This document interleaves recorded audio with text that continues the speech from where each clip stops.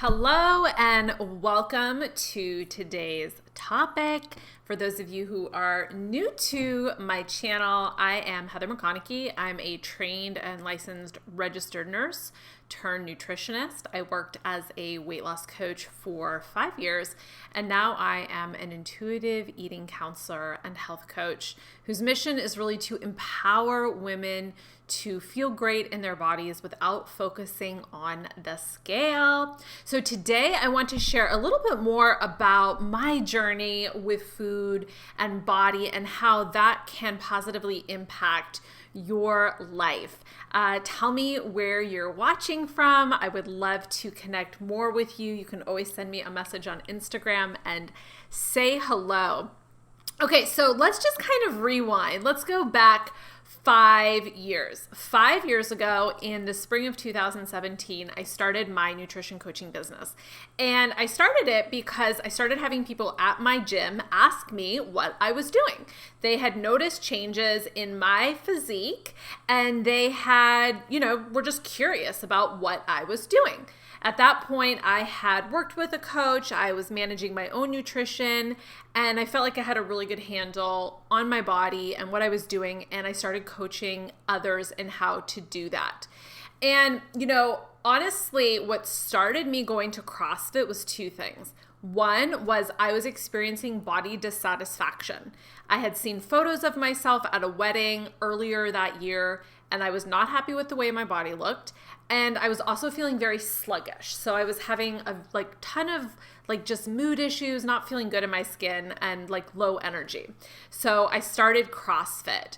And what I discovered doing CrossFit was if I worked out intensely and I was very precise and meticulous with my nutrition, I could change my physique. But it was there was always kind of an up and down. And I had to be very strict, I discovered. So I got results by being meticulous with my nutrition. But then what happened is if I strayed even a little bit from those meticulous rules, I started to gain weight. And so in my head, I decided that in order to have the thinnest body possible, because that's what I thought I wanted, in order to have that thin body, I need to be very controlled with my food. No sugar, no white flour products, no fried food, no alcohol, no dessert. I just became very restrictive in the types of food that I ate. I never starved myself. I always ate if I was hungry, but I was very restrictive in the types of food that I ate. And if I'm honest, there were nights that I did go to bed a little bit hungry. As long as I was able to fall asleep and I didn't wake up in the middle of the night hungry, I was like, okay, that's cool. So I was tolerating a degree of hunger and I was tolerating very restrictive and rigid food rules in my life. I don't know if you can ever relate to this, if you've ever been there. And I'm not going to lie, I did experience some satisfaction with my body. I was like, oh, I look very thin, I look toned, I look muscular, I see my abs. But at the same time that I was experiencing satisfaction, there were problems under the hood, so to speak.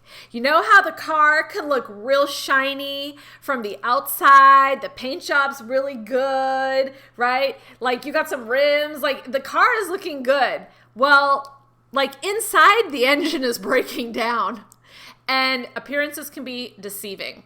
It's important that you don't look at another woman's body and you think that she's, looks that way because it's healthy. It could be actually that she's doing very unhealthy things to achieve that look in her body, okay? Or she could be sick. She could have a medical condition. She could just have a super fast metabolism, etc. So despite losing weight, a few things started to happen to me. Despite being at my thinnest weight and maintaining that for years, year over year as a nutrition coach, my mental health started to suffer. Perhaps you can relate to this. My mental health started to suffer. At first, I did not connect it to my dieting behaviors and mentality. You might think that you don't diet. You might be like, oh, I don't diet. Screw diets. I'm done with dieting. but secretly you are what's called an unconscious dieter. You are participating in diet mentality. You're participating in dieting thoughts and behaviors without even realizing it, and it's having a negative impact on your life. And that was me. I did not think that I was actively dieting anymore. I was like, I'm maintaining my body. But what was actually going on underneath is I was engaged in dieting mentality. Dieting mentality is when you are changing the way that you're eating or exercising without being attuned to your body, right? And you're doing that to either shrink your body or keep your body small, which we call maintenance, okay? Maintenance is actually dieting mentality. It's intentionally keeping your body small. If your body happens to quote unquote maintain at a smaller size through just like eating intuitively, moving your body in healthy ways, that's probably just your new genetic set point, all right? But if you have to actively engage in modifying, controlling, restricting, changing, monitoring your food intake and or doing exercise like more often than you really want to, pushing yourself to do things that you're not motivated to do, that you don't inherently like, just to keep your body small, that is dieting mentality. And so I was engaged in dieting mentality. I had to maintain a lot of strictness with my eating in order to maintain my new lower body weight. I also had to exercise excessively. I didn't think it was excessive at the time, but in hindsight, it was. You know, spending 2+ hours a day in intentional movement was excessive.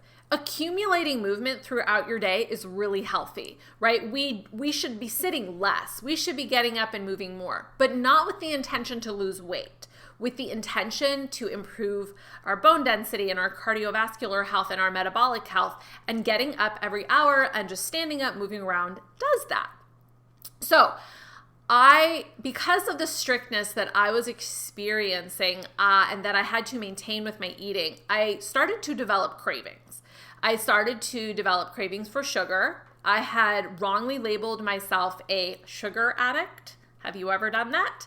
I thought I was a sugar addict, and I had thought that I was just like kind of addicted to gluten and sugar and dairy and all these foods. And what I discovered is, I liked these foods, but if I ate them, I started to gain weight again. And I felt an inordinate amount of pressure to maintain my thinness, to maintain my new thin body, because my nutrition coaching business was designed to help other women lose weight. I felt that I had to look the part. And I'm just going to be like super honest and vulnerable with you today. I hope that's okay. But I just want to bring you into the truth of my journey and my story, so you can either have it inspire you or be like a cautionary tale if you're thinking of starting a dieting behavior, okay? And what happened is, so I was having cravings, and then what would happen is I would finally give in to a craving. I would tend to overeat. Even if I didn't plan to overeat, I would overeat. I would feel regret. I would feel disgust. I would feel uncomfortable in my body. I would feel shame. I would feel like, why am I overeating? Why am I having this loss of control eating? Okay. And then I would go back to restrictive behaviors, or what we call purging behaviors, which included for me over-exercise. I think a lot of people think purging means just like vomiting food up or using laxatives. Actually, over-exercise is a form of purging. So the way that I quote unquote purged myself from calories was I would just move my body more. And in my mind, I was like, this is healthy, right? But actually, because it was intentional to make my body smaller, it was actually an unhealthy approach, okay? And then this is yo-yo dieting, okay? So when I talk about yo-yo dieting, from here on forward, yo-yo dieting is doing something to modify your eating or your exercise to make your body smaller, not to feel good in your body, not to feel energized, not to feel confident. All those things are great. It's intentionally designed to make your body smaller, to shrink your body.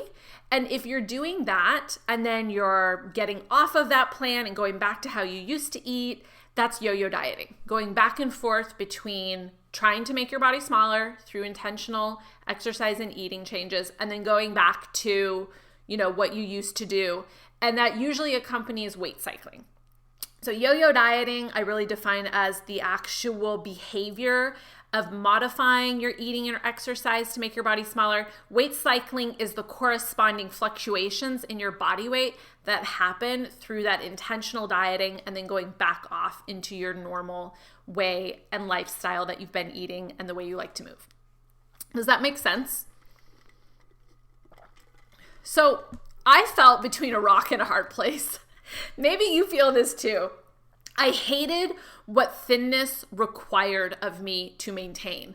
I hated that I couldn't eat the foods that I wanted to without gaining weight. I hated that I had to exercise excessively to really maintain my new thin body. But at the same time, I was really scared to gain weight that I have felt like I'd worked really hard to lose. I was frustrated because I would lose weight and regain it and lose weight and regain it. And I felt like once I became a nutrition coach, I finally was maintaining it. And I was like, oh, I did it. Like, I don't ever want to go back to regaining the weight. That was like the scariest, worst outcome that I could think of at the time. But what I discovered was, maintaining that thinness came at a great cost to me, right? It required excessive amounts of movement and or restricting foods that I like. There might be coaches out there that will tell you that you don't have to restrict, that you can have a healthy, balanced lifestyle, lose the weight and keep it off. I challenge those coaches. I challenge them to show me their clients' results 5 years later, and then maintaining those results without some form of restriction or over-exercise. I pretty much guarantee you that no one will be able to show you that type of result without some form of restriction or purging behavior. Remember, purging is also over-exercise, okay? So I learned that restriction can create thinness, but at a great cost, right? I was scared how I would be perceived if I gained some weight, if I was not my thinnest self. And I just want to be authentic that, according to society standards, I am still probably considered in a thinner body. But for me, I felt larger as I started to gain some weight when I actually took away restrictions. And that was uncomfortable and kind of scary for me, okay? But I also felt trapped in my thinness. I felt trapped in this thin body and I didn't feel happier, right? Thinness is promises happiness. It promises that you're going to feel happier in your life. You're going to achieve things in your life. You're going to accomplish things that you want. There's an excitement and a hope that accompanies starting a diet. Have you ever experienced that? There's this brightness to your life. There's something to look forward to. There's this fantasy that this diet, this approach, this way of eating, this workout plan will be the thing that finally works to help you maintain your thinness and feel good again in your body. I just challenge you, how long have you been trying to do this? How long have you been yo-yo dieting? How long have you been weight cycling? Most of my clients, when they come to me, this isn't their first rodeo, right? They've been going through this for a while because as women, it's kind of what we're indoctrinated to do from a young age, okay? As I started to really delve into my own healing journey, I learned that only 5% of people maintain weight loss long-term. Okay, and then what are those 5% of people doing? Well, there's a whole national registry you can look at that tracks people who've lost weight and maintained it. What are they doing?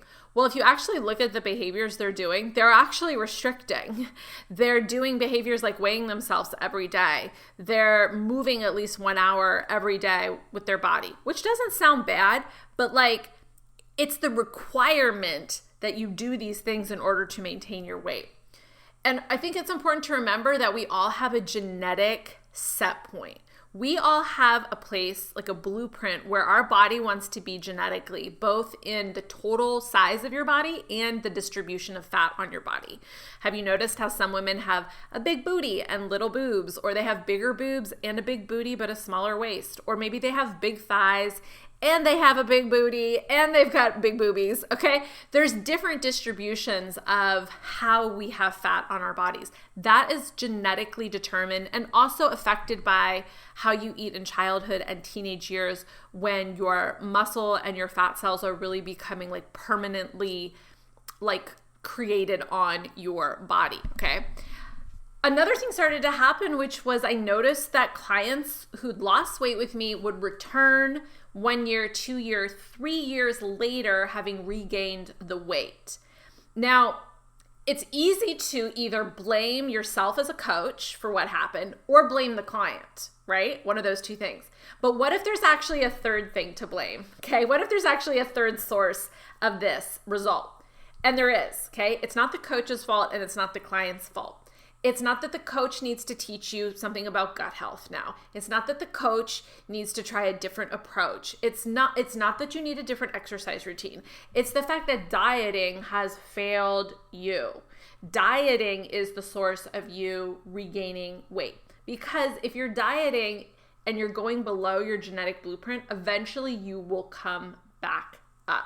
The alternative that can happen as well is if you go above your genetic blueprint, what can happen is your fat tissue is releasing so much leptin that it starts to suppress your appetite and your weight starts to drop again because your body's like, this higher weight is also not your genetic blueprint.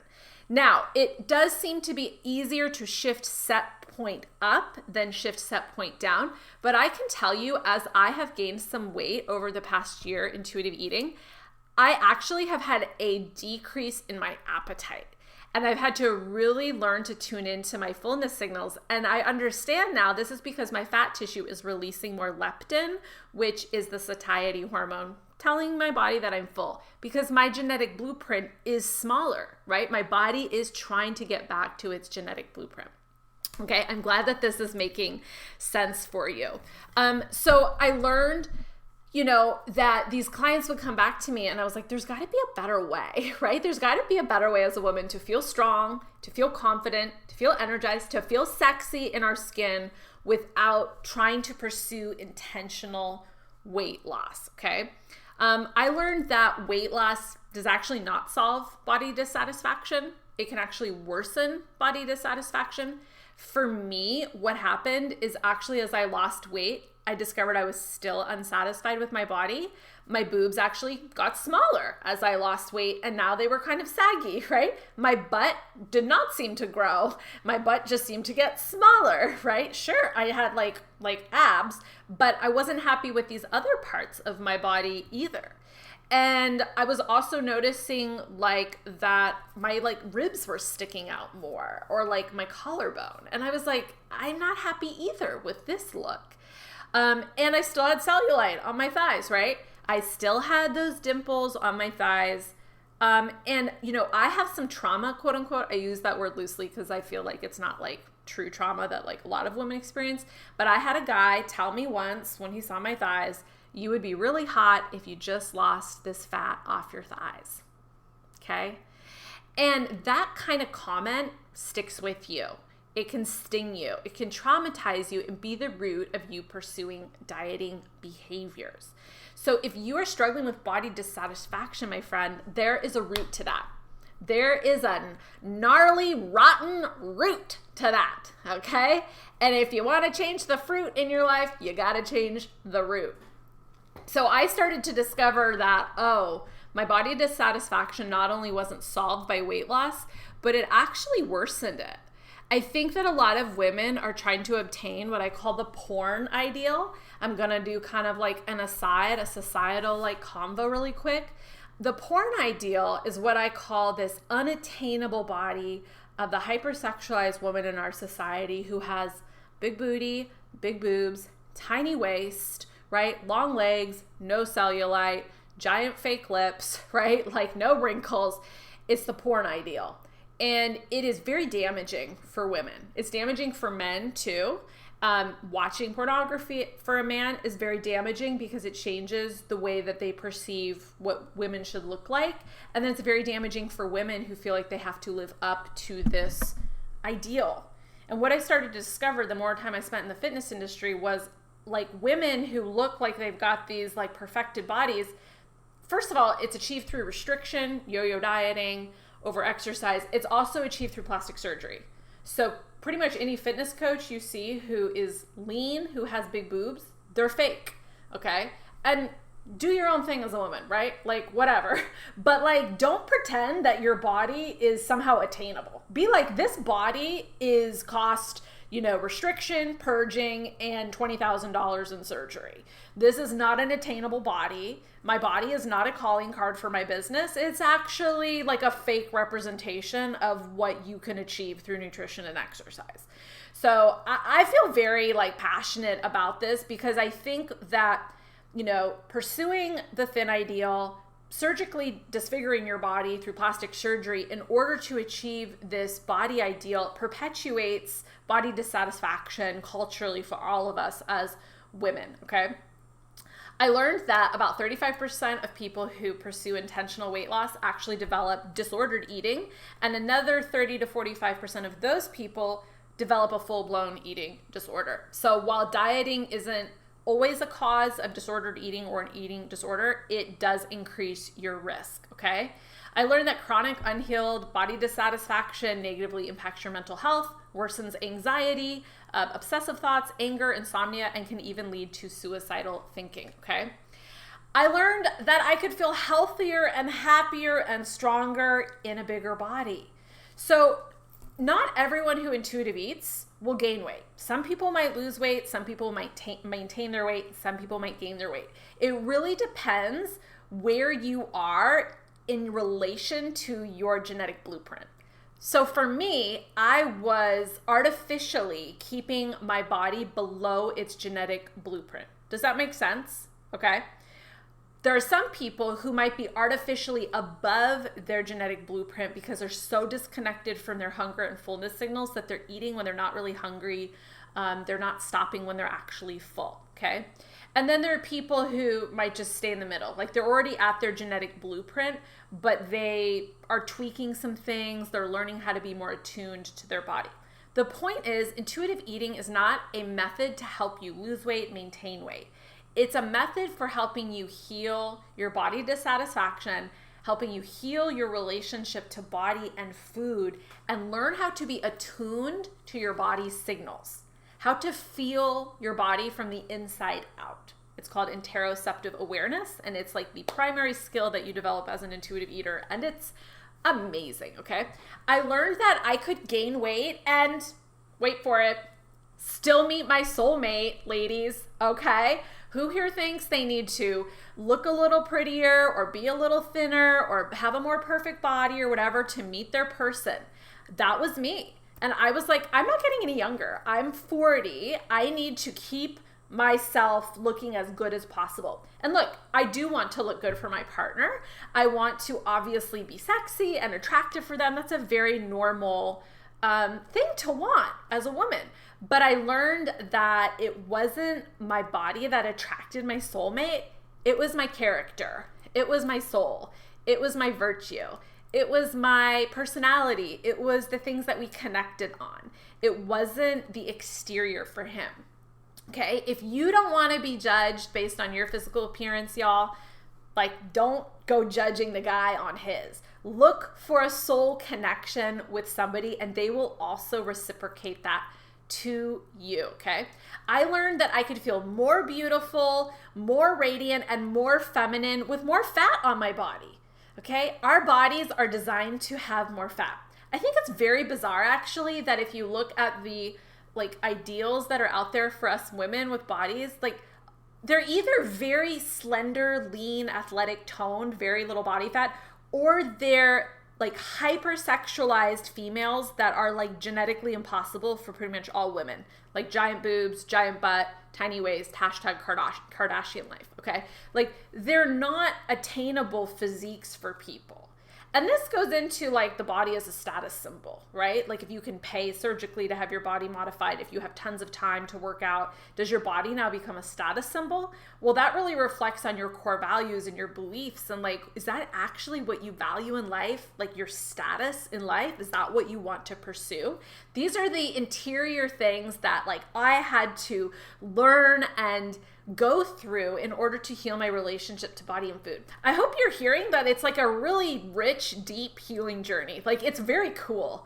There's so much to mine beyond like, eat this, do this exercise, here's a meal plan, right? Like it's very deep interior work. I learned that I could eat all foods again with joy, freedom, and control, that I would not lose control or overeat foods. I learned that I was not a sugar addict. I learned that gluten and dairy and sugar were not causing my anxiety. I learned that I could feel great in clothes, in photos, in bathing suits, even in a larger body, okay? And I'm not saying it's always easy, y'all. I'm just saying it's worth it, okay? The journey is worth it. And I feel so much happier having relinquished pursuit of the thin ideal and relinquished pursuing intentional weight loss. Our mental and internal things have to align with the external. I love that. And it's so, so true. I learned, ladies, that weight loss is actually not the solution in order to feel stronger, more confident, more energized, and sexier in your body and have a good relationship with body and food. Which means there is something else that is the solution. So tomorrow, I'm going to share with you the counterintuitive thing, the thing that's kind of against what you might think you have to do in order to start healing your relationship to body and food. So make sure you tune in for that topic tomorrow. Thank you so much for watching. If you're watching or listening to the replay, send me a message. Let me know what your biggest takeaway was. I would love to hear it, and I look forward to chatting again with you tomorrow.